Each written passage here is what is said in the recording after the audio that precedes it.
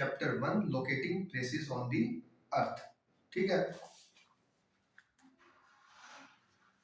तो अब एक बार इसका रिवीजन करा देता हूं मैं कि हमने शुरू से लेकर एंड तक इसमें क्या क्या क्या पढ़ा। देखो भाई,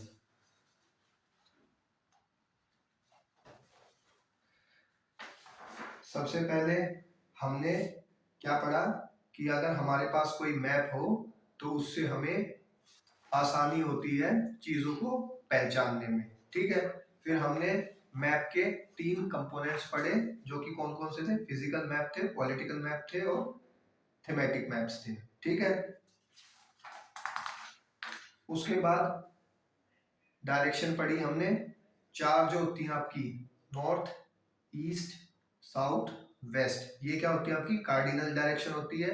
और जो इनके बीच की जो डायरेक्शन हो गई, कौन कौन सी हो गई?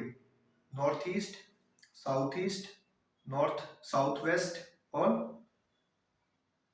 साउथ वेस्ट और south north north north north west.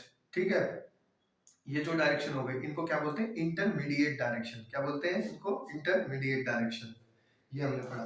फिर हमने पढ़ा भाई सिंबल्स क्यों जरूरी है चीजों को पहचानने के लिए। मान लो किसी ट्री का डायग्राम दे रखा है, 2-3 ट्रीज का डायग्राम दे रखा है, तो उससे हमें क्या पता चल रहा है कि कोई बगीचा होगा।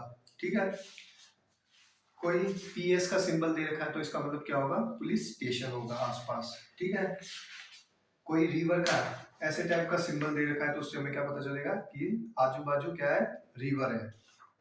ठीक है, फिर भाई हमने पढ़ा था मैपिंग दी अर्थ। मैपिंग दी अर्थ में हमने क्या पढ़ा कि पेपर के बजाय अगर तुम ग्लोब पकड़ोगे और अर्थ की स्टडी करोगे, अर्थ के मैप की स्टडी करोगे, तो तुम्हें ज्यादा बेनिफिशियल होगा वो चीज। ठीक है, क्योंकि पेपर पर क्या होता है? छोटा बड़ा मैप बन जाता है या फिर वो मैप फट जाता है, जो कि मैंने तुम्हें संतरे के एग्जांपल से बताया था।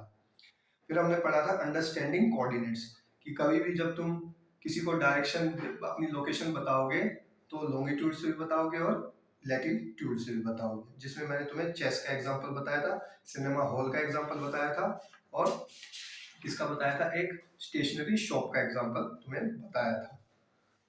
फिर उसके बाद लैटिट्यूड पढ़े हमने।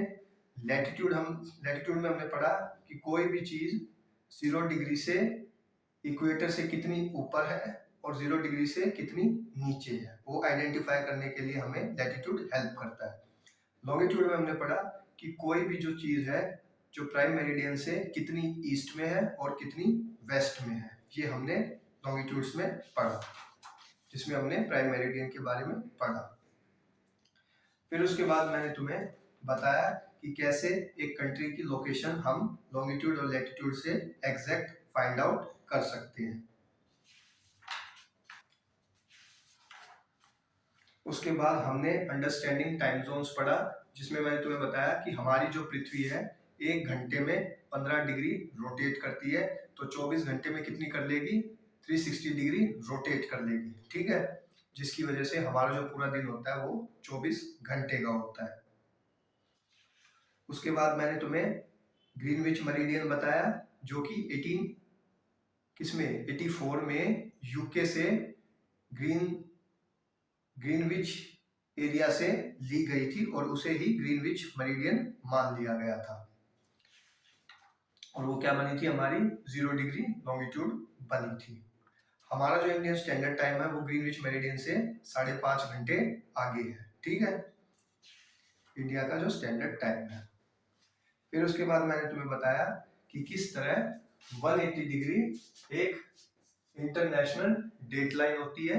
ये जिगजैग क्यों होती है? क्योंकि अगर इसे सीधा कर दिया जाएगा तो एक ही स्टेट में 2 अलग अलग डे देखने को मिलेंगे, यानी कि वेडनेसडे भी मिलेगा और थर्सडे भी मिलेगा। तो इन्होंने क्या किया? इन कंट्रियों ने अपने अपने हिसाब से अरेंज कर दिया। अमेरिका वालों ने अपने हिसाब से कर लिया और रशिया वालों ने अपने हिसाब से कर लिया। लास्ट में मैंने तुम्हें बताया कि किस तरह जब तुम वेस्ट से ईस्ट की तरफ जाओगे तो तुम्हें क्या देखने को मिलेगा? एक दिन कम देखने को मिलेगा, यानी कि वेडनेसडे अगर यहाँ पर है तो यहाँ पर थर्सडे हो जाएगा, और अगर मैंने तुम्हें बताया ईस्ट से अगर तुम वेस्ट की तरफ जाओगे तो एक दिन ज्यादा देखने को मिल जाएगा, क्योंकि अगर यहाँ पर ट्यूसडे है और यहाँ तुम पहुंचोगे तो यहाँ पर भी तुम्हें ट्यूसडे शुरू होता दिखाई दे जाएगा अगर तुम ईस्ट से वेस्ट की तरफ जाते हो। ठीक है, तो भाई इतना मैंने तुम्हें इस चैप्टर से करा दिया। अब जो ये चैप्टर है पूरा कंप्लीट हो चुका है। ठीक है, मैंने पूरी कोशिश की कि मैं तुम्हें इस चैप्टर में अपना बेस्ट दे सकूं। आई होप तुम सभी को ये समझ में आया होगा। इसके क्वेश्चन आंसर मुझे कमेंट में बता देना कि कराने चाहिए कि नहीं कराने चाहिए। ठीक है, मेजोरिटी होगी तो करा दूंगा, नहीं हुई तो भी देखता हूँ, क्या पता करा दूं। ठीक है, तो इतना तुम सभी पढ़ के आना। आई होप आप सभी को ये वीडियो अच्छी लगी होगी और नेक्स्ट वीडियो तक बाय।